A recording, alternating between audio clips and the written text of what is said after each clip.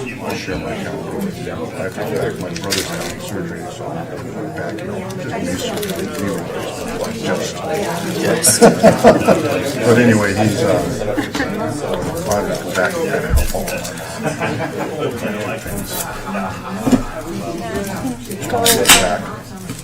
How about Dad giving him a visitor from home?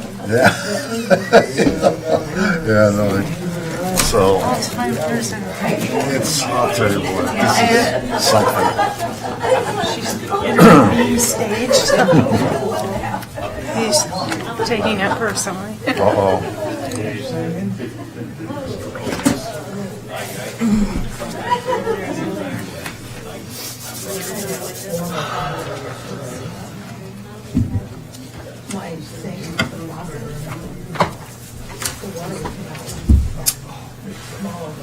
Okay, you ready, Micah? We're live.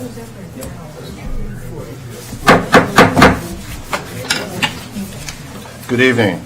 Today is Wednesday, February 12th, 2020. I'd like to call this evening's City Council meeting to order. If we could all please stand for the Pledge of Allegiance. I pledge allegiance to the flag of the United States of America and to the republic for which it stands, one nation, under God, indivisible, with liberty and justice for all.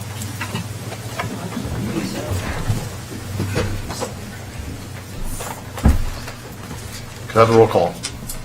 Councilor Boff? Here. Councilor Stimmel? Here. Councilor Williams? Present. Councilor Strobehn? Absent, excused.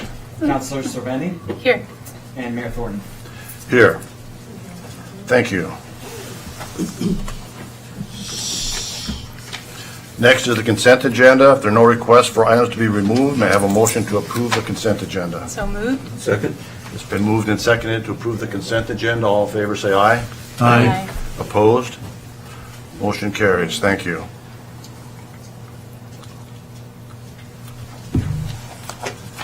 So next on the agenda is citizens' public comment. So if anyone would like to address the council this evening, if you could please step up to the podium, give us your name and address, and if you would limit your comments to about 3 minutes. Yep, that would be a good time, Mr. Wood. I'm Arlen Wood. I live at 1027 West A Avenue, which is just south of Gordon Crest subdivision. And they're building among his house, just north of me. And I talked to the Public Works Department about the building height of it. And they're not using the center's municipal code, which is 18.130.070. He's measuring up. He says he wants to use the international code, the international building code.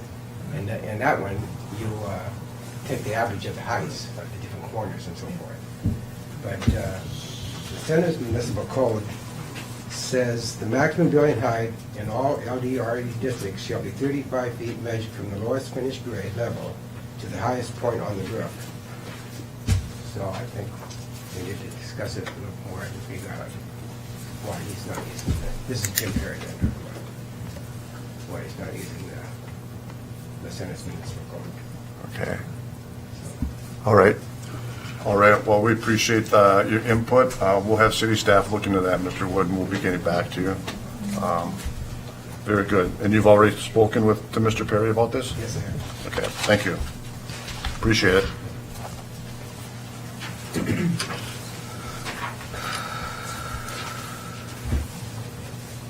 Good evening. I'm Jim Irish, 1653 East Heritage Loop, Center, Washington. Mayor and City Council and citizens.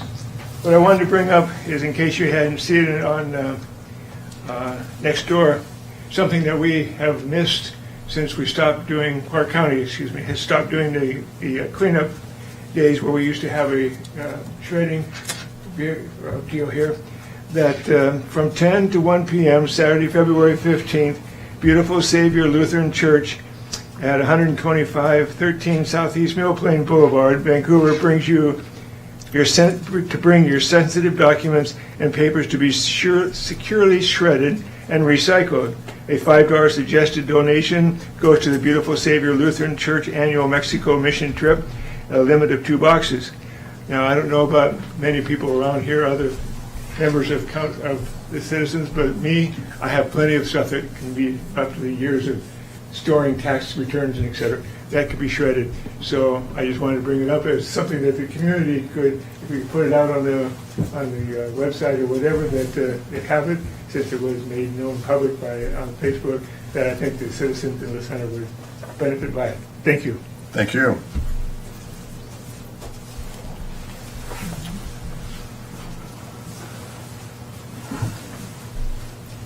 Hi, Sean Wright, 305 West 3rd Street. I just wanted to mention that I spoke at the Planning Commission yesterday, and I thought it was a really productive day.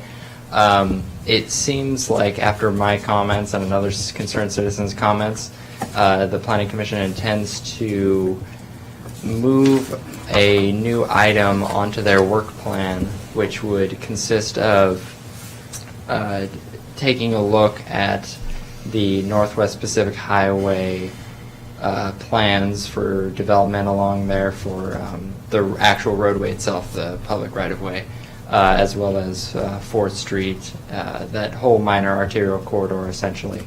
I did mention some street details changes, which I am in support of and trying to push for the safety of our children and anyone who does not drive. And I intend to bring that up at the next the next city council meeting. I will probably hand out additional details. I did do a presentation at Planning Commission, but seeing as I wouldn't have time for that here, I'll probably just hand out some sort of pamphlet. I'll just convert the materials. So I intend to spread that information and make some recommendations. Very good. Thank you.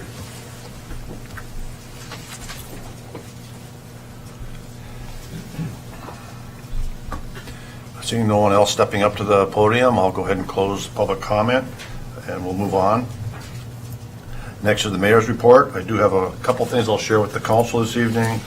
First of all, I just want to mention that Monday, February 17th, the city offices will be closed because of the President's Day holiday. So again, next Monday, city offices will be closed.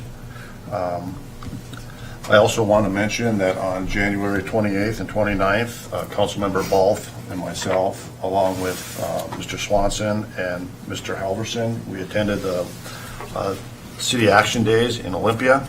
We had 2 very productive days. We were able to attend several sessions that AWC put on, work sessions and information sessions, legislative updates and things of that nature, and then we were also able to meet with several of our legislators and had individual meetings with them. So it was a great couple of days. I really appreciate Councilmember Boff going along with us. Maybe you'll have a little bit to add to it after, but yeah, it was great. And Mr. Halverson has been working with La Center. He's very helpful in helping the city get the grant to do the study for the 4th Street widening and the Reese Creek culvert replacement, along with Mr. Swanson, and we continue to follow up on that project all the time, and we're looking at some other things on our legislative agenda as well. So it was a couple of very productive days. And then also, I just want to mention to the council that on it was January 30th, Thursday, Washington State Department of Commerce put on a short course for local planning in the city of Camas.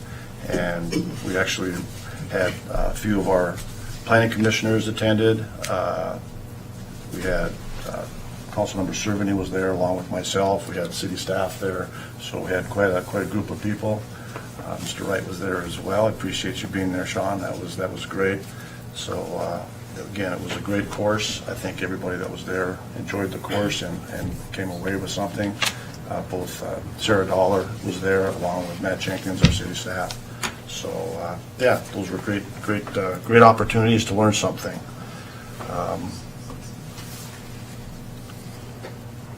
So that's all I really have this evening for the council. Mr. Kearns is absent and excused this evening, so we can go on to council comments. Councilmember Boff. Thank you, Mayor. Yes, our time spent at City Action Days in Olympia was quite exciting for me.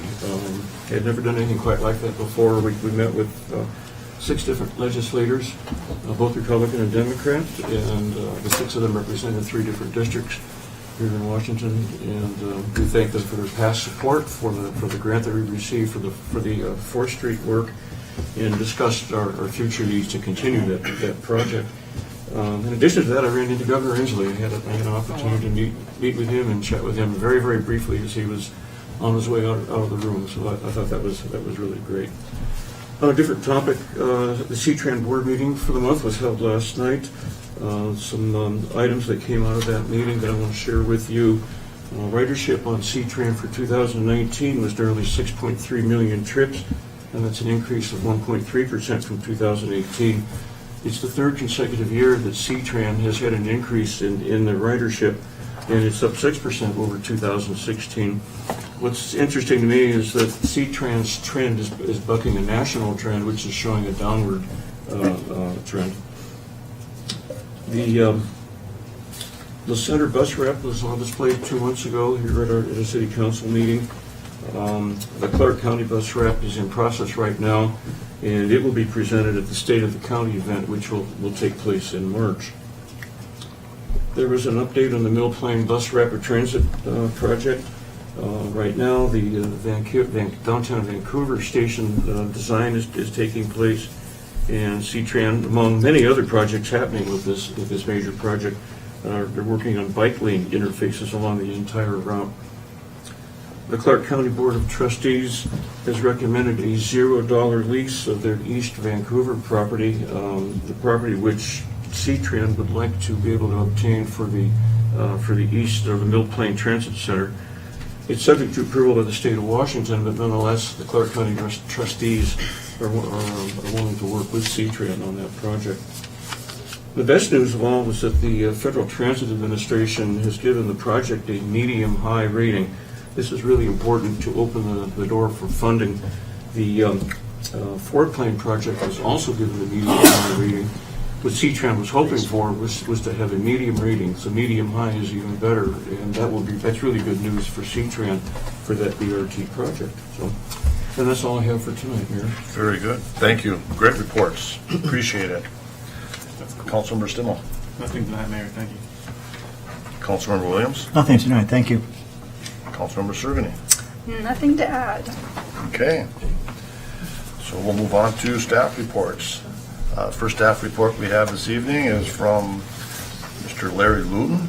Mr. Lewton was gracious enough to re-up this year to be on the Mosquito Control Board for the county, and I understand you had a meeting, and he's going to give us a report. So thank you for being here this evening, and thank you for continuing on with as our representative on the Mosquito Control Board. Thank you, Mayor, Council, citizens of La Center. Yeah, that's on there. You got me for another 2 years. I believe it was Jason called me and said, hey, your time's up. I go, oh, I better get that fixed. So we had an interesting meeting. I'll hit you with the high spots. I think the coolest thing is there's no new species to report, so I like giving that stuff. What's been here has been here. So, and then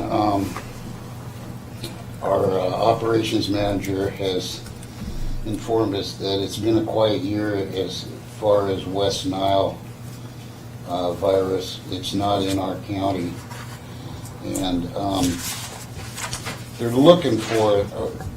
What happens with mosquito populations is the mountains like our Cascades and especially the Rockies, that acts as a natural barrier. They can't get across that, so that protects some areas. However, they are now looking into, we're seeing mosquitoes being transported by nursery stock. It's in nursery stock, and also the classic one is old tires. You get that water built up, and then you have larvae in there, and they can transport that. So that's what they're worried about. Probably the thing that I'm most worried about is our operations manager, John Jacobson, has announced he'll be stepping down. So I and 2 other members formed a committee to look at a replacement. I don't know if you folks know, but most of the people at the Mosquito Control Board are firemen. They're currently firemen, and they only work part-time. John, who is our director, or operations manager, he works a total of maybe 7 months a year. We've decided to look for full-time. We're going to go full-time. I'm upset because we can't promote from within. There's nobody qualified, so we have to go outside.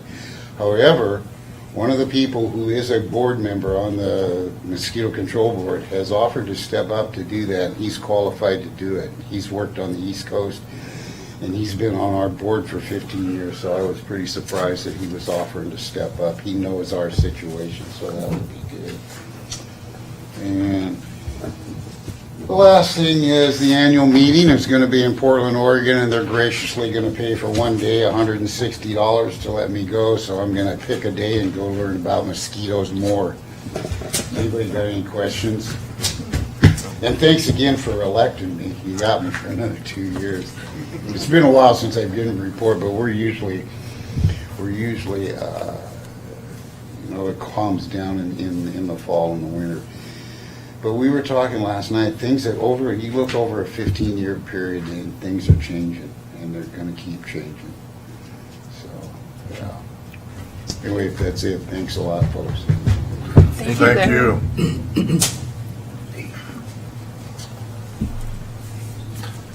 So next staff report we have this evening is Chief Denny.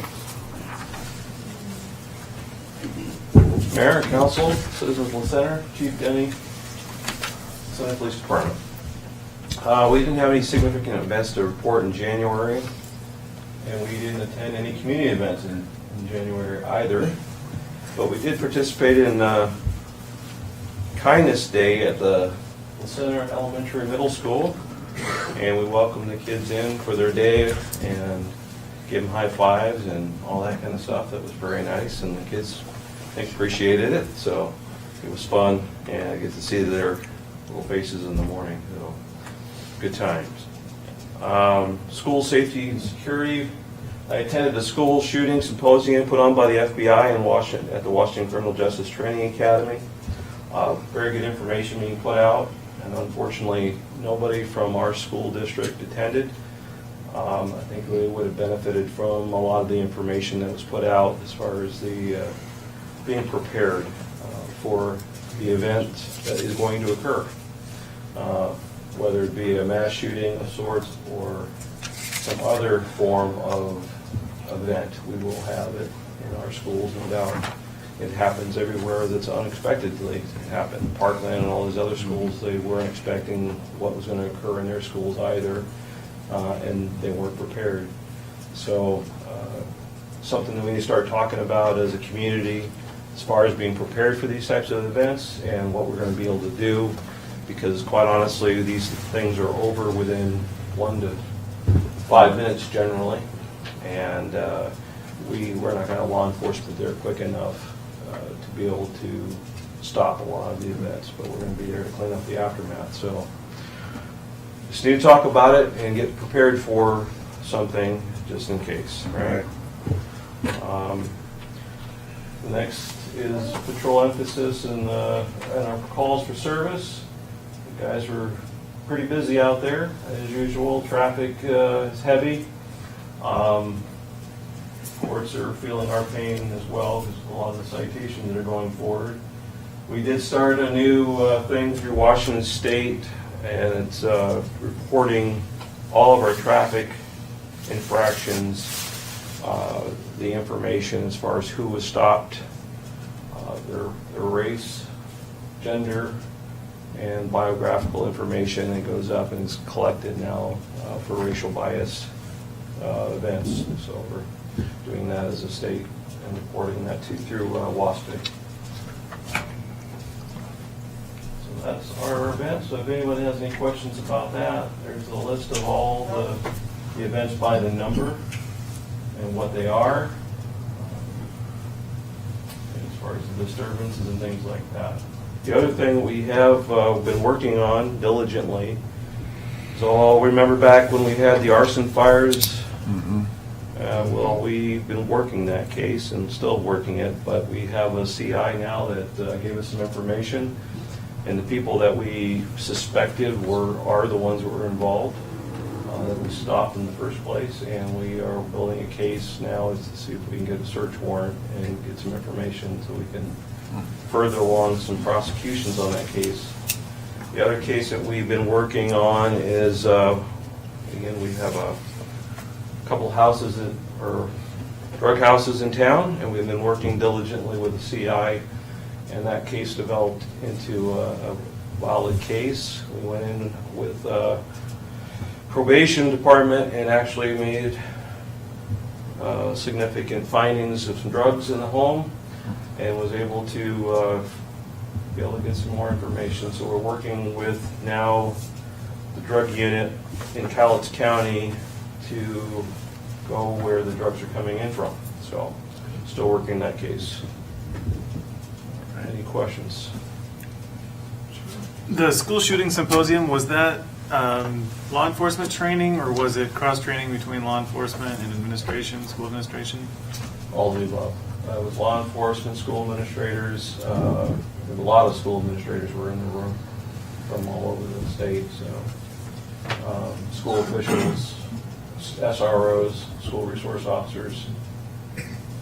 Is there a possibility of train-the-trainer type involvement where you guys can take what you've learned and bring it into the schools? Absolutely. I mean, we've got that. We've got the information that was put out that we can bring forward to the schools. Is there any interest in that? Or just haven't touched on? I'm sure we can get something done. I've been working with, there's a select few that are very interested in getting through some of that training, and it just hasn't been supported to get it pushed out all the way through. It's a big time commitment for one, for the schools, and we're training the teachers and everything on how to react and respond. There's some things that they can do to help out the situation by, say, tourniquets and things like that to have on hand in the classroom, and blood clotting items that they could have in the classroom in case there's an event, and then train the teachers of how to actually apply a tourniquet and stop the bleeding and that type of thing, so that way the survival rate's higher if we did have something like that occur. And also how they're supposed to respond when an incident does occur and lockdown, and how to protect the children and things like that. So there's a lot of work to be done there. The way the schools actually have security as far as the doors and windows and things like that, what to look for, what they can do to secure their classrooms better, the communications during an incident, those types of things can all be put out to help in situations. Do you guys partner with the schools in town when they do their like run, hide, fight training? Are you guys involved in any of that? We are. Yeah. All right. Yeah, we have been, and when we actually had active shooter drills at the school, but they haven't been that frequent, and kind of a perishable type of thing. It needs to be done more often. I mean, we haven't had a fire in the school in I don't know how many years. I mean, the statistics for a fire in a school, but they still have fire drills, but yet they don't have drills associated for active shooters on a regular basis. So. Thank you. Great. Thank you, Chief. Welcome. Good report. Next, we have a Public Works Staff report. Mr. Jenkins will present to the council.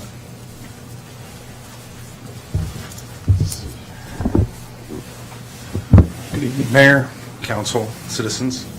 Matt Jenkins, Public Works Manager. This month in the Works report, I'll start with Public Works Operations. On streets and facilities, staff's been working to keep the city properties maintained, drainage systems clear throughout the city, and sidewalks and trails clear. As always, the Public Works crews continuously monitoring and repairing potholes throughout the city, along with any other road hazards.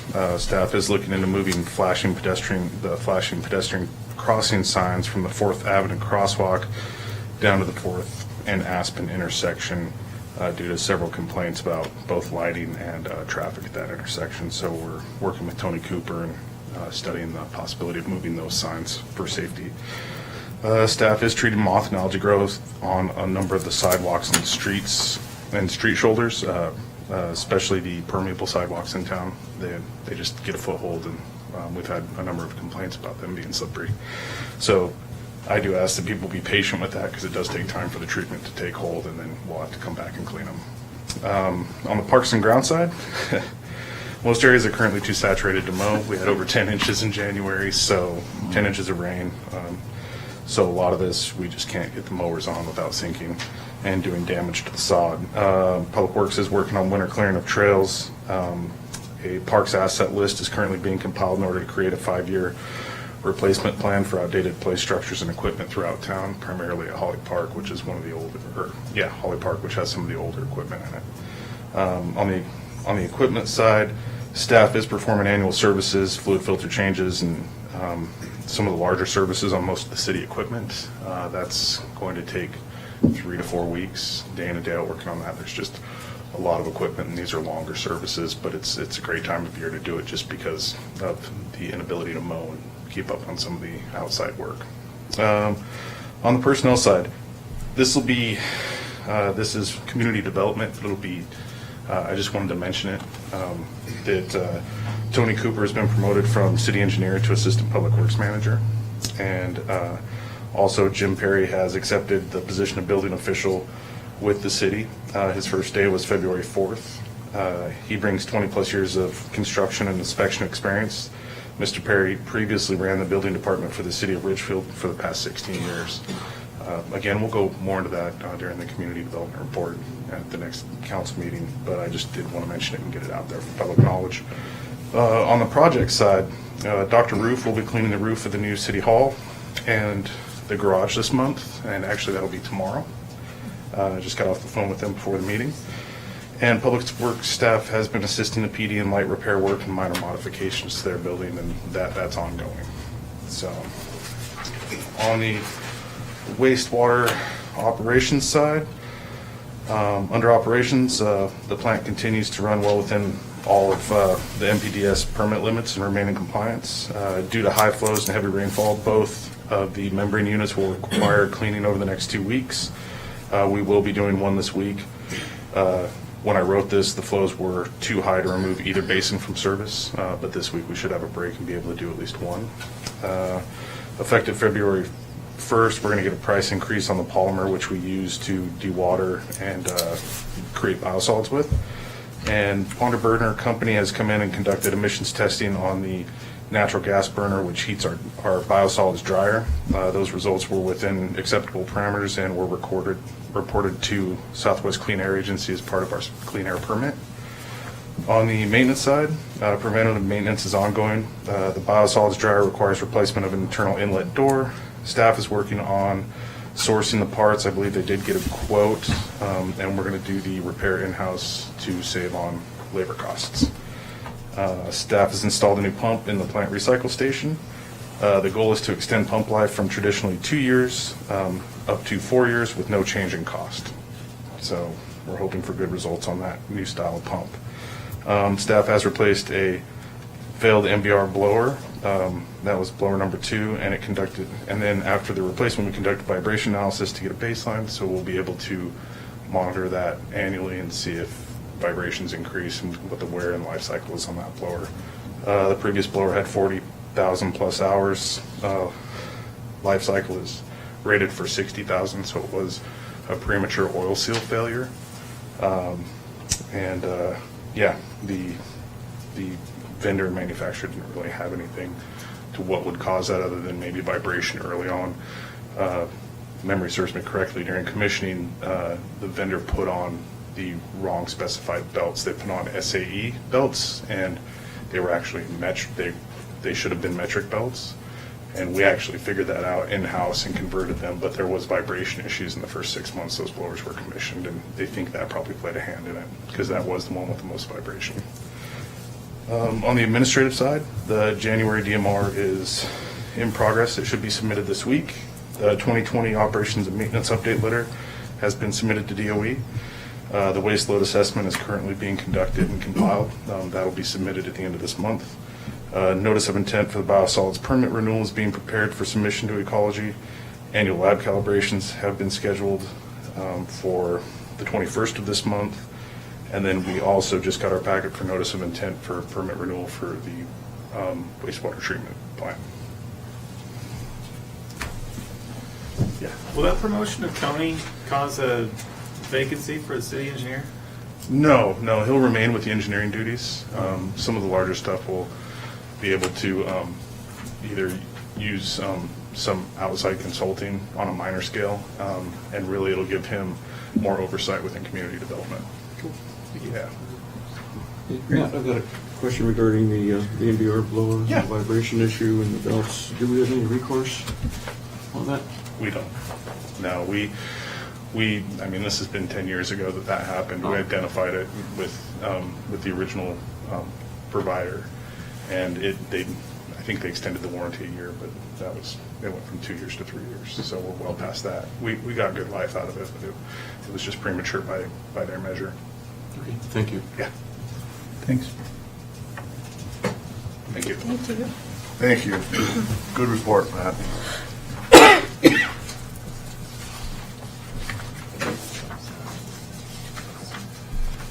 Okay, so next on the agenda, under new business, we actually have we'll be requesting 2 approvals for procurement of 2 vehicles, and Mr. Dustin Bailey will be presenting to the council.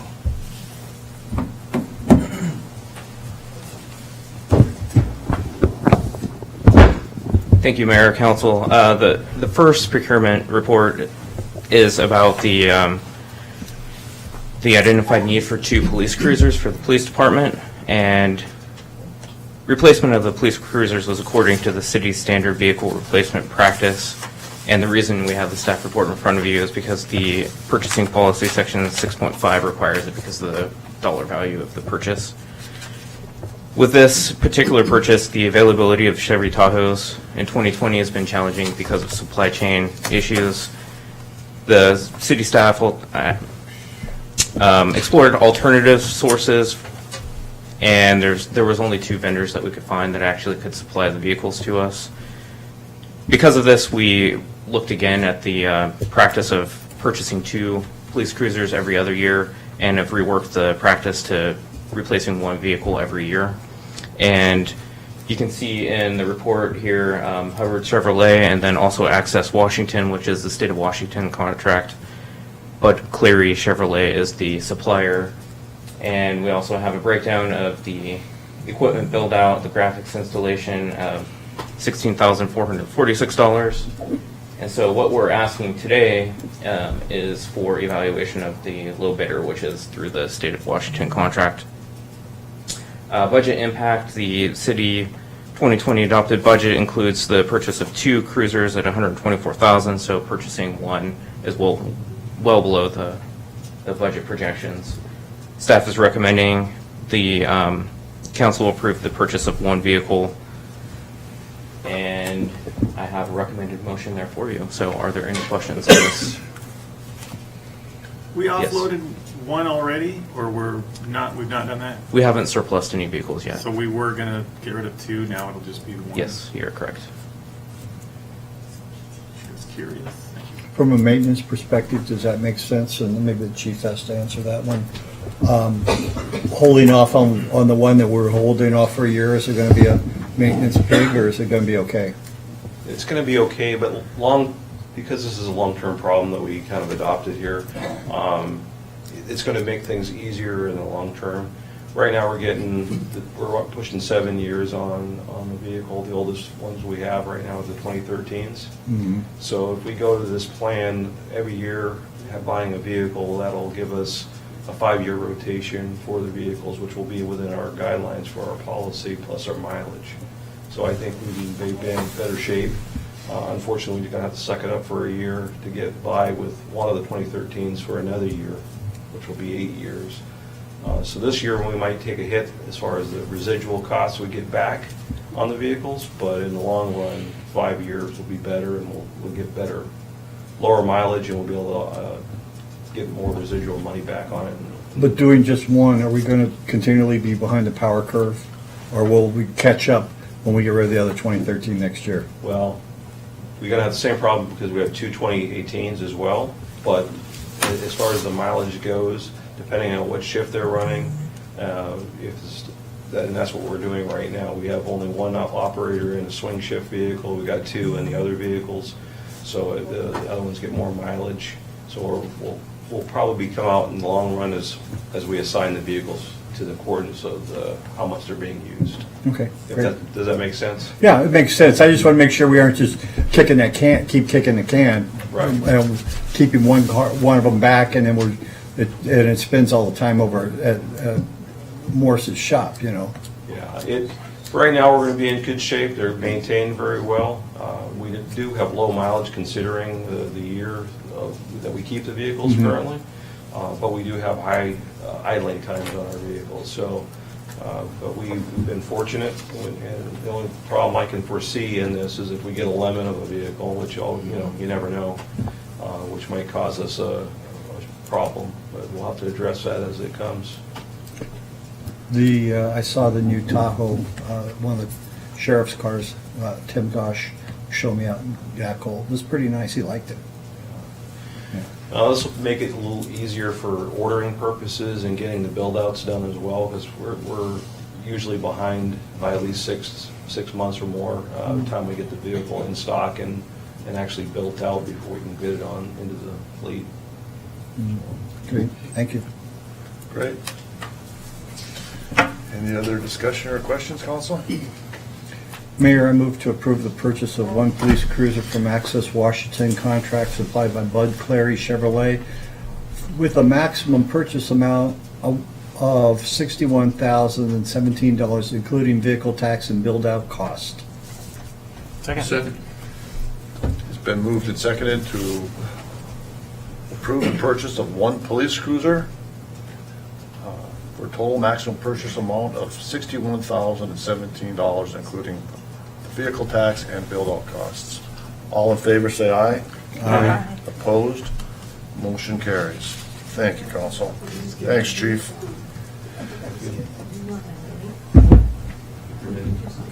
Shall I continue? Please continue. Okay.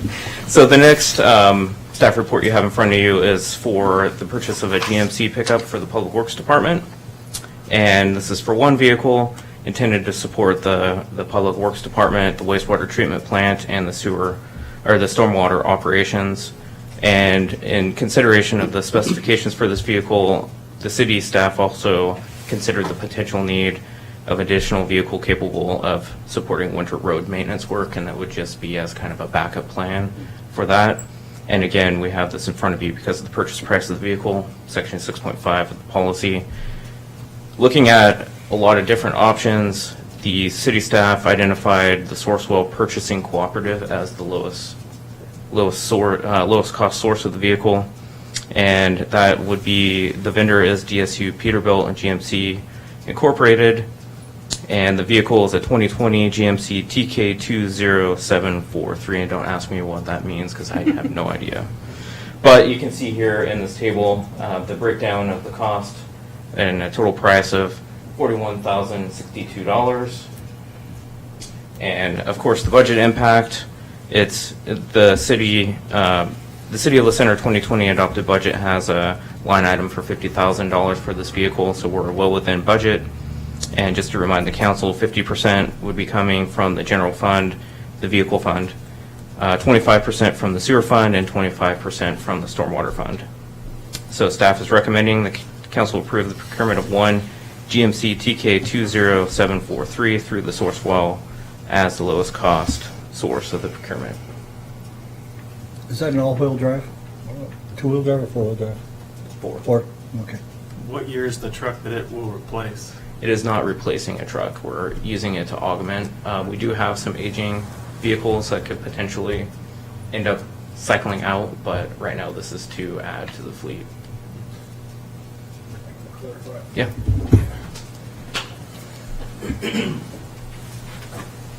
When it was originally presented, it was to replace a 2006 Dodge, but we have decided that the surplus value of that Dodge versus what we need, we're just going to retain it for another year or two and do some light maintenance to that and keep it as a local only vehicle. So it'll be a good vehicle to work within city limits, but that's the one it's replacing, or what's slated to replace. So.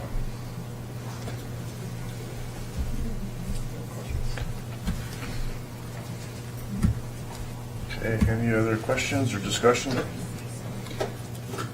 Mayor, I move to approve the purchase of one GMC TK20743 pickup truck to the Sourcewell vendor, DSU Peterbilt and GMC Incorporated, for the Public Works Department, with a total maximum purchase amount of $41,062, including the vehicle, delivery, and sales tax.